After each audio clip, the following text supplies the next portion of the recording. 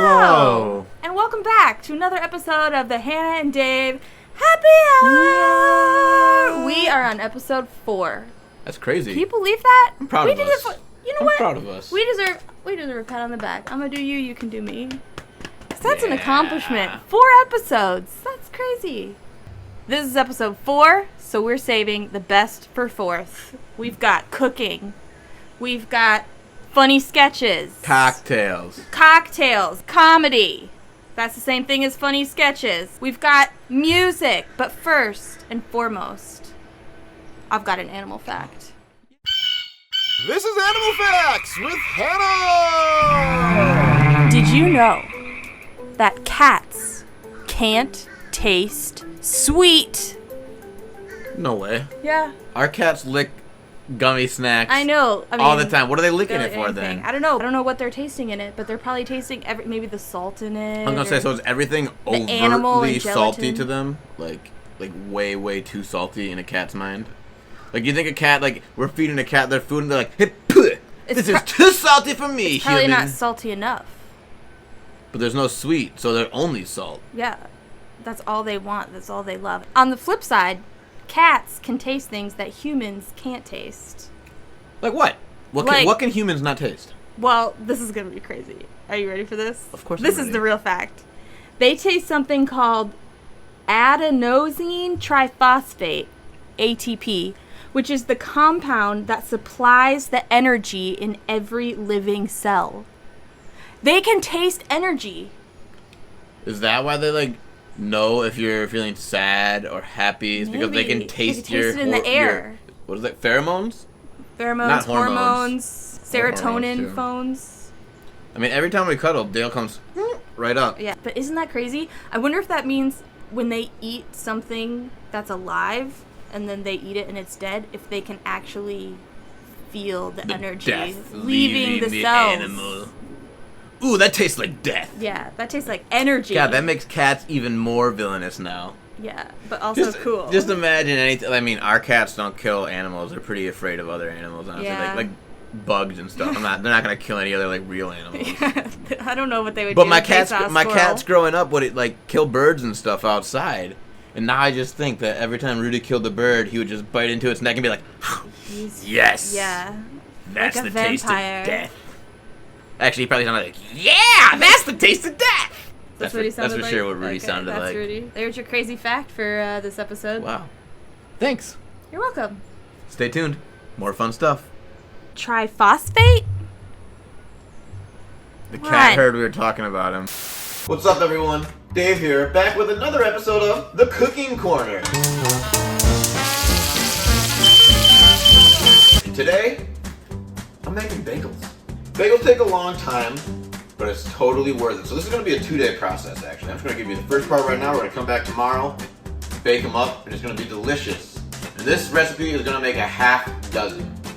First things first, in the bowl, I got 500 grams of flour, about 3 cups, and then 150 grams of my starter. I started the starter back on January 1st, so I knew, like, this is the date, it's 2022, I'm starting it. I got 200 grams of warm water right here, 40 grams of sugar, and then I'm still gonna put a little bit of yeast in here, just a pinch though, splash of yeast to help it with the rise. So you may notice that I gave you weights of flour and sugar and water. Because with baking, it's actually more accurate to get a gram measurement as opposed to a cup. Because, you know, a cup has some variance in it. Let your machine go to work. We're just making some everything bagels right here. So I'm just starting with basically a plain sourdough base. And in the next part, we're going to dunk it in some everything seasoning. Boil these babies up in some water and honey mixture. And that's going to go for about 5 minutes or so. It's going to become a dough. And then you're going to just let it go for another like 5 to 8.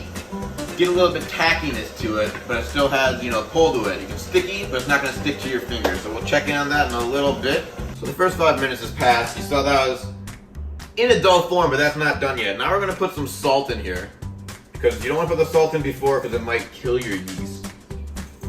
So we're back, mixed up the dough, took it out of the bowl. You see it now, all combined, a little bit sticky, but it doesn't like really stick to your hands, right? So we got a nice elastic dough.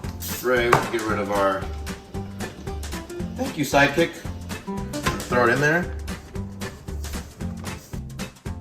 Gonna cover this up with some plastic wrap. Leave it 12 to 24 hours, room temperature, on the counter. We're gonna check back in on it tomorrow and do the rest of the baking. Hello, and welcome back to another episode of DILDO, or DILDon't, a show where we experiment with common household objects to let you know, is that a dildo, or is that a DILDon't? Don't put that there. Let's welcome our test subject. Say hello, test subject. Hello. Today's common household object is a ukulele.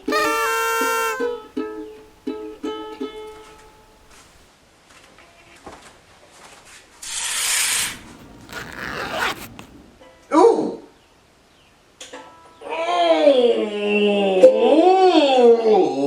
Ooh! Ah!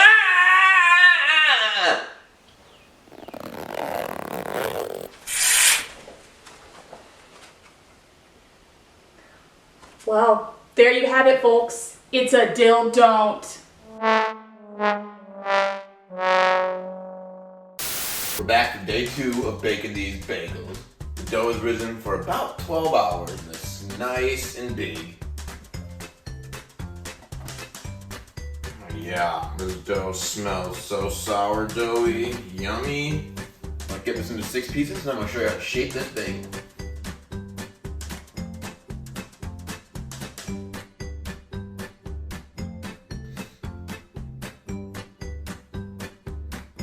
So there's 2 ways you can make bagels. You can either roll them into a rope, tie them around like a snake, and then you get a circle, or you can just stick your thumb through,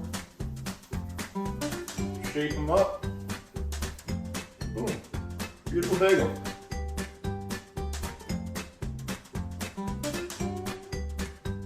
We got our 6 bagels shaped, sitting on a cookie sheet with some parchment paper down. We're gonna let them rise for another 15-20 minutes. Get that final rise before we boil them. It's been about 15 minutes. The water is rumbling and bumbling. So we're gonna put in some honey, just a good squirt. This is gonna help give it that bagel sheen on the outside. So you're gonna take your bagels very carefully off your tray and just plop it in the water. Go 3 at a time. We're gonna let them boil for about 45 seconds to a minute.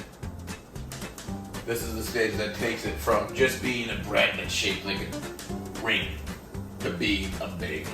45 seconds is up, so we're gonna take these bagels out of the water and put them back on the tray before we get the everything seasoning on it. And you're gonna notice that the bagels grew a little bit while they're boiling, which is exactly what we're looking for.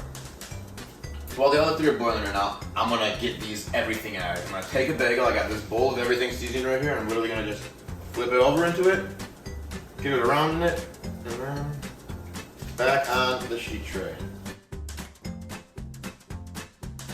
We're gonna throw it in an oven that's been preheating at 425 for about 20-25 minutes. And these are about to be the best bagels you've ever seen in your whole life. The bagels are out of the oven. They look amazing. Right at the 25-minute mark. And this is the final product. Delicious everything bagels. Try it for yourself. You're not gonna regret it. The chew, squishiness, but the bounce back because the sourdough. So good. Now it's time for the taste test. All you need is a little schmear, toast it up a little bit.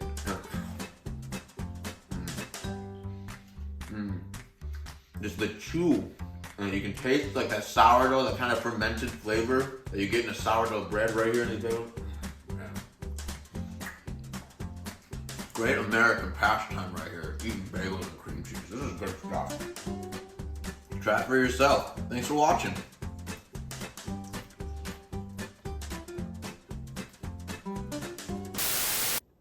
Hey, what's up?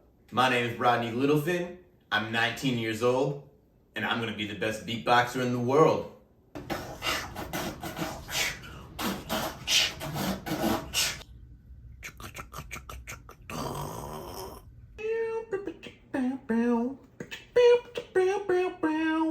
I was born born in Random Lake, Wisconsin. It's actually a really beautiful town in Wisconsin. One of the most beautiful, actually. But I've been living in sunny Florida since I was 13 years old with my cousin and grandma. Yeah, my mom realized early on that the beating scene in Random Lake was like literal shit. Like, these dudes thought they were good, but I was better than everyone by the time I was 13. My mom was like, Rodney, you're way better than these dudes. Sunny Florida. Got beaches, palm trees, living the life. So many girls. Partying, my tan looking real good. Florida, baby. Florida.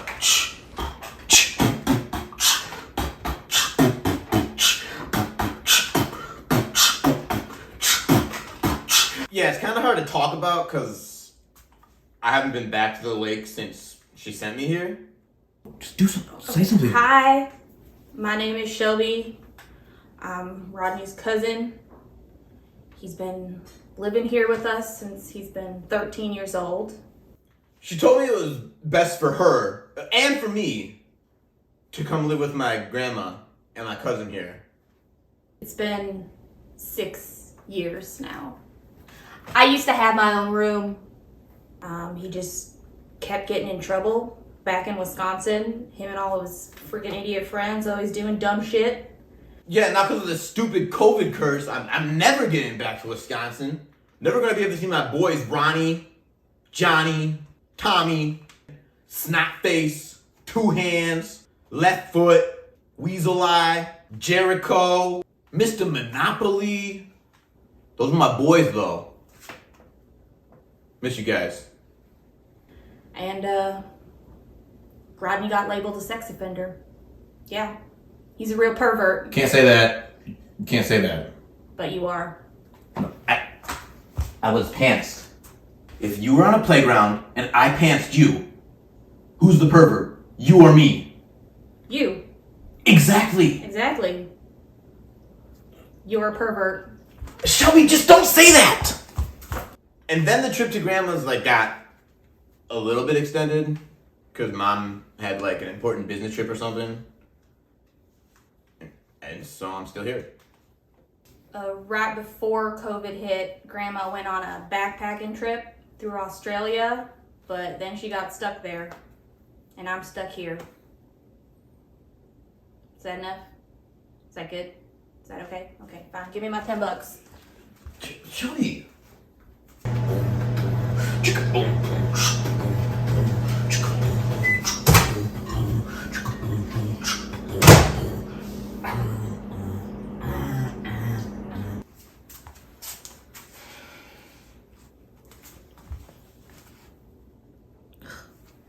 Dumbass left his camera on. Rodney, you have got to be the worst beatboxer I have ever heard. And I'm a fan of beatboxing just as much as the next person. There are definitely some good ones out there. Derek Mulberry, he's good. Grant Grossman, awesome.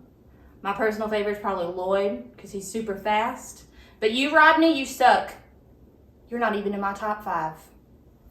Derek Mulberry fucking sucks. Grant Grossman never once accepted one of my beat-off challenges. I send him all these messages in his DMs. Never once accepts them. And Lloyd's miserable. Can't even understand what he's doing. She doesn't know one thing about it. Shelby! What the hell, Shel? You think I suck at beatboxing? Yeah. What? I thought you were gonna be my agent. Why did I even move here then? Your agent, Rodney. You're here for one reason, because you're a sex pervert. No, I'm not. You're not going to be the best beatboxer. You're not going to be the best anything. You're a pervert. You're a bitch! Man, fuck her. She doesn't know one thing about beatboxing. It's not always about speed in a beat-off, okay? There's musicality to it,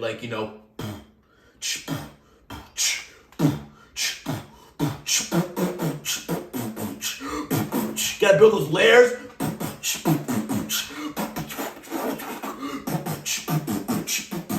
Rodney! Rodney! What? Grandma just died. What?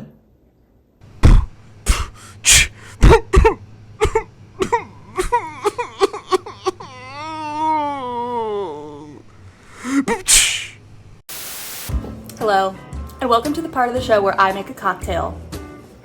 'Cause Gurl needs a drink.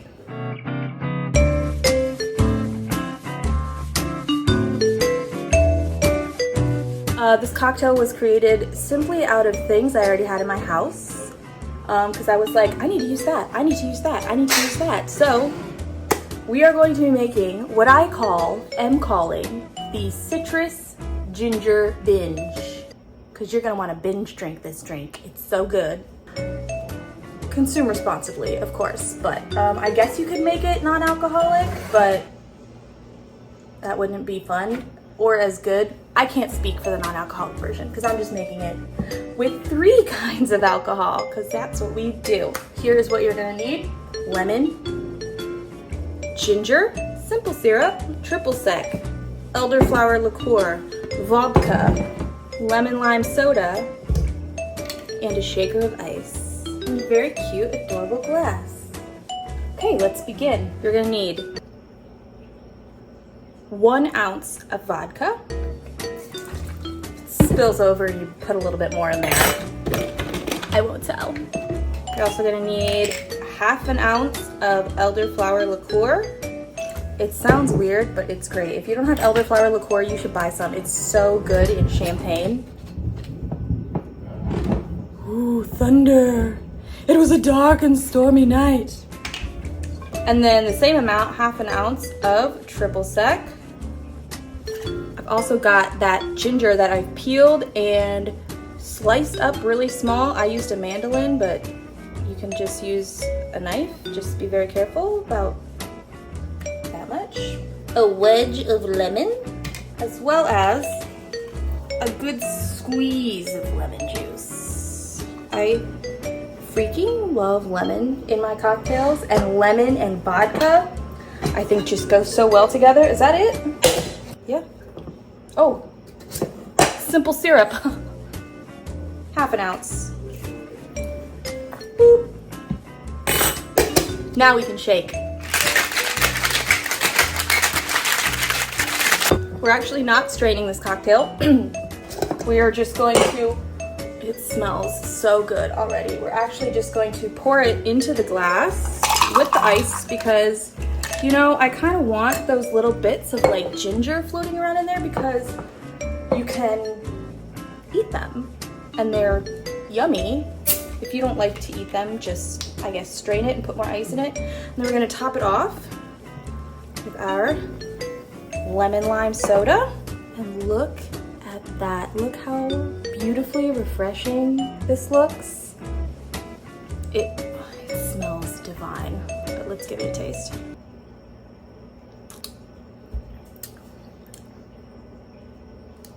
It is divine. It's refreshing. It's a little spicy from the ginger. You could probably use ginger ale too and it would work just as well, but ooh, that's dangerous. Shall we call David and have him try it for us? I think so. This is a cocktail I invented called a citrus ginger binge. Because you're gonna wanna binge drink it. I was about to say, am I gonna binge it down? Ooh, we went in for a second sip. Yeah. It's almost like a ginger beer meets a Sprite. Yeah. That's what it is. Yeah, that's a good description. Yeah, ginger beer meets Sprite. Fresh ginger. Remember we had that huge knob of it and I was like, what can I do with this ginger? Refreshing. Refreshing and dirty. I would drink these. You want it? No. Thanks. Ginger too. So that's a, ooh, it's slippery. That's a citrus ginger binge. Give it a try. It's delicious, it's summery, it's floral, it's spicy, it's sour, it's sweet, it's bubbly. It's got it all. Cheers.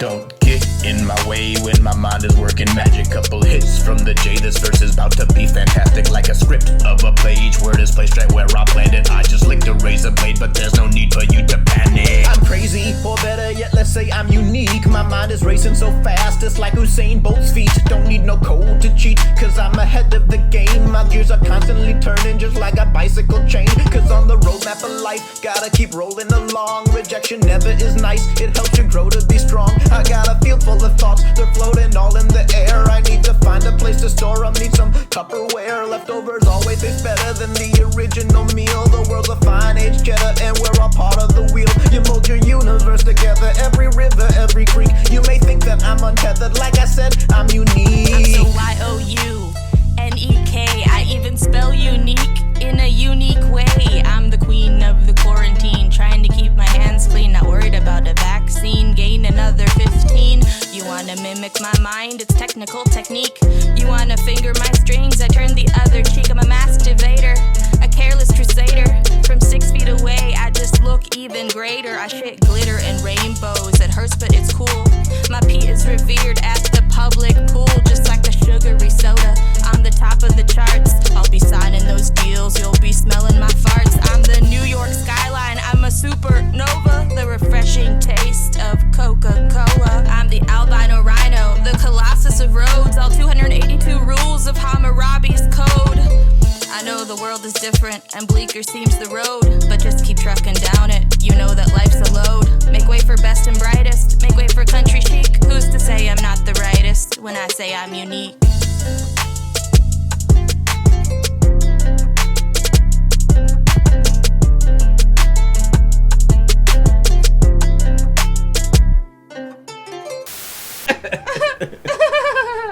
Was that a fake laugh? No, that was real. Oh, okay. Mine was not. What another great episode, right? Yep. That was Fun great. stuff. I love it. Loved doing it. Loved that you watched it. And if you liked, subscribe, and we will supply more funny stuff for you. Because it's the Hannah and Dave happy hour. It's not an hour, but it is happy.